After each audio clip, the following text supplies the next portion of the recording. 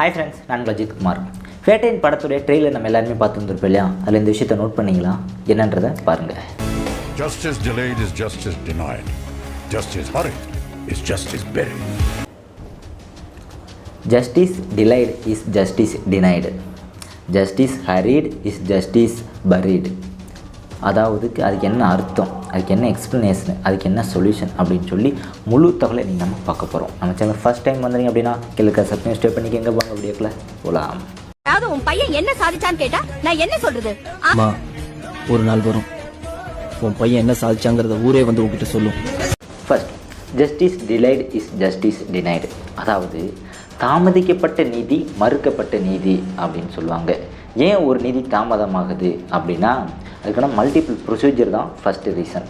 இது எப்படின்னா நம்ம கிரிமினலில் எஃப்ஐஆர் ஃபைல் பண்ணி சார்ஜ் ஷீட்டை ஃபைல் பண்ணி சீஃபு கிராஸு என்கொயரி அப்படின்னு சொல்லி மல்டிபிள் ஸ்டேஜ் இருக்குது. இதெல்லாம் தாண்டி வந்த பின்னாடி ஒரு ஜட்ஜ்மெண்ட் ப்ரொனவுன்ஸ் பண்ணாங்கன்னா அது அப்பீல் போகும். அப்பீல்லேருந்து செகண்ட் அப்பீல் இப்படின்னு சொல்லி கிரிமினல் ப்ரொசீஜர் நிறையா இருக்குது.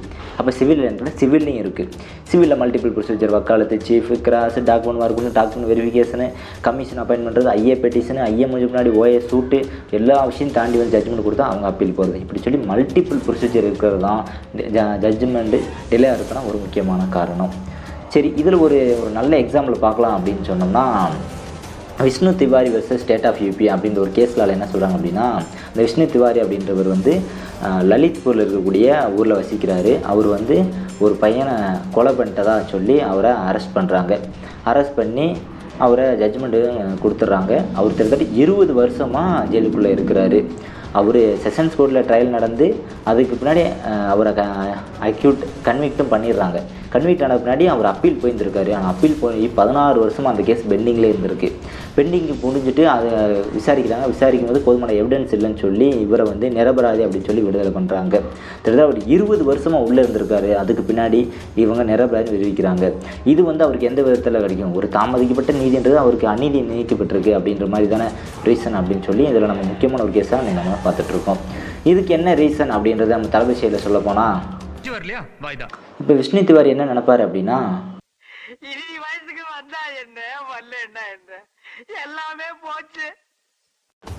செகண்ட் ஒன் என்ன அப்படின்னா, ஜஸ்டிஸ் ஹரிட் இஸ் ஜஸ்டிஸ் பரிடு. அதாவது அவசரப்பட்ட நீதி புதைக்கப்பட்ட நீதி அப்படின்னு சொல்லுவாங்க.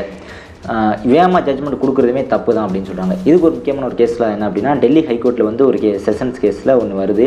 அதில் விசாரிக்கிறாங்க. அது ஒரே நாளில் மொத்தம் அந்த சார்ஜ் ஷீட்டில் இருக்கக்கூடியது 24 எவிடன்ஸ் இருக்குது. அந்த 22 எவிடன்ஸை விசாரித்து அன்னைக்கே ஜட்ஜ்மெண்ட்டை கொடுக்குறாங்க.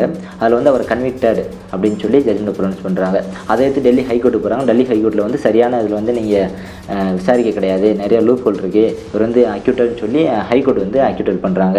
இதில் என்ன விஷயம்னா, இவங்க ஒரே நாளில் விசாரித்தாங்க இல்லையா, இதில் சரியாக விசாரிக்கலன்னு சொல்லி அவங்க முக்கியமாக பார்க்கப்படுது. அப்போ அவசரப்பட்ட நீதியுமே புதைக்கப்பட்ட நீதியாக இருக்குது. அவங்களோட பர்டன் ஆஃப் ப்ரூஃப் அவங்க ப்ரூவ் பண்ணுறதுக்கான ஒரு வாய்ப்பை நீங்கள் தரதில்லை.